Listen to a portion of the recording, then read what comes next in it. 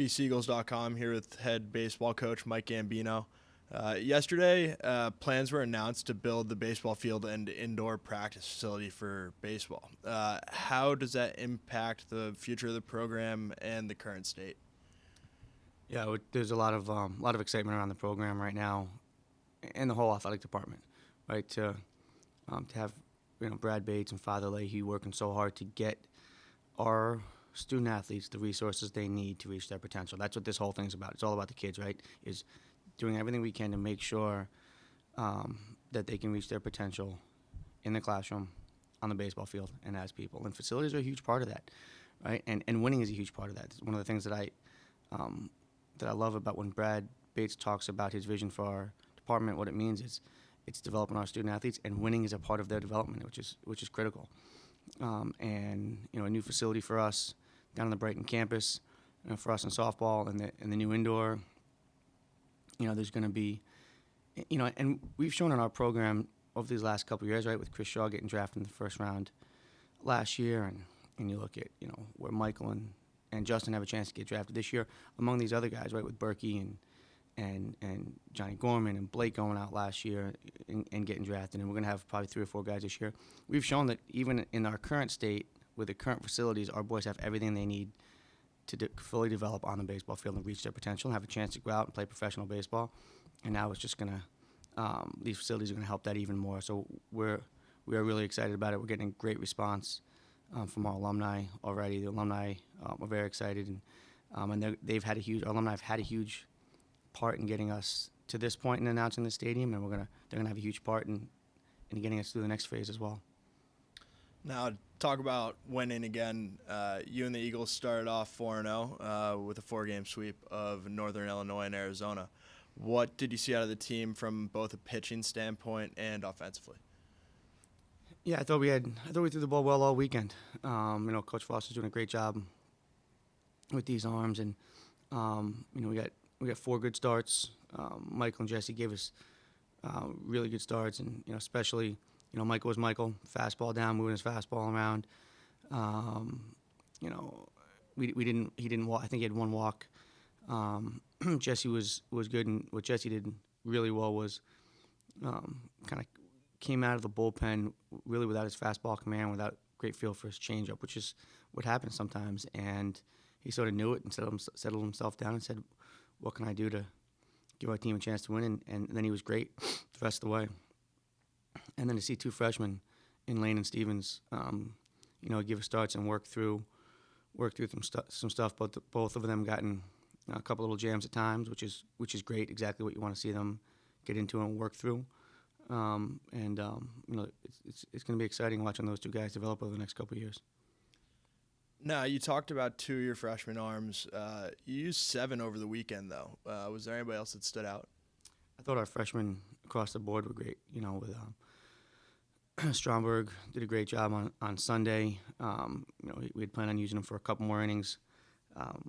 Sort of in our minds going to the weekend, he was going to throw 3 or 4, and just the way it played out. He only threw 1, but he was great. Danny Metzdorf was really, really good. He did a great job. His attacked the zone. His breaking ball was good. Fastball command. He's going to be really good in our bullpen. Nelly threw the ball well. For us. I think that freshman crew across the board. John Wachowski was very good on in his outing on Saturday, I believe it was. So that freshman crew's got a chance to be very good, and we're excited about kind of seeing them develop. And they got a lot of work to do, right? And Northern Illinois is a good club, and they're going to win a lot of baseball games. But that's opening weekend, and they showed some things they can do very well. But they also gave us some things that we all know that they're going to have to work on. So, like I said, it's going to be a good crew, but they got a lot of work to do. Now, looking towards the future, even just to this weekend, the Eagles are heading to Florida to play 3 games in the Snowbird Classic. Can you give us a preview of the weekend? Yeah, we got 3 good opponents down there: Chicago State, Indiana State, and Villanova. Playing Villanova is awesome. Anytime we get a chance to match up with another Jesuit university is awesome, and an old Big East opponent, right? And Joe Gaudry's club, it's a really good baseball team down there. So we're excited about that. And Chicago State and Indiana State are two quality clubs as well that, the sort of challenge of that weekend is to go one game at a time, and you don't want to get caught up with the Red Sox on Monday, right? We're going to go down there, play one good quality baseball game against Chicago State, and then worry about Indiana State after that. And then, but really what we're hoping to do is just kind of keep building off what we've been doing. Let these young arms continue to develop. Let these veteran guys continue to do what they've been doing. Let this lineup kind of start coming together a little bit, and we got to do a little bit better job with our situational hitting, which we can do. We just got to get a little bit cleaner with it. And then obviously, once you kind of work through those 3 baseball games, then, Monday is always a fun one playing against the Red Sox. Can you describe a little bit what Monday will be like for the team? What are some of the highlights of playing the Sox for the 26th time, I believe it is?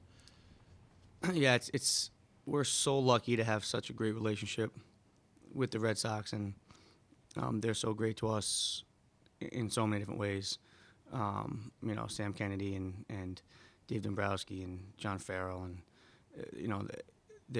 we have such a great relationship with them starting from our baseball night in Boston down at Fenway Park, right, to be able to play at Fenway every other year to this game. There's so many great things that we're so lucky to have, not just to have a big league team right in our backyard like we do, but to have one that we have such a good relationship with. So we can't thank the Red Sox enough for everything they do for our program and for this partnership we have. And on top of that, everything they do, they have the Red Sox have jumped on board the freight train early on in a lot of ways before many other people did, right? So and from what they've done for Pete and for the Frady's family, we saw what they did last year with the jerseys. Signing to a contract on opening day, bringing them out for Jeter's last game, and having Pete meet Jeter on that day. It's they're an amazing organization beyond the World Championships, and it's amazing what they do for us and for Pete. So, if you're an alumni of Boston College, if you're a BC fan, doesn't matter where you grew up. I don't care if you grew up then in New York. You have to have a special fondness for the Red Sox and everything they do for us. So. And then that day in general, you talk to our alumni for the past quarter century, and everybody's got an awesome memory of something that happened in that game, a hit they got, somebody they punched out. Maybe it's a home run they gave up, but something fun.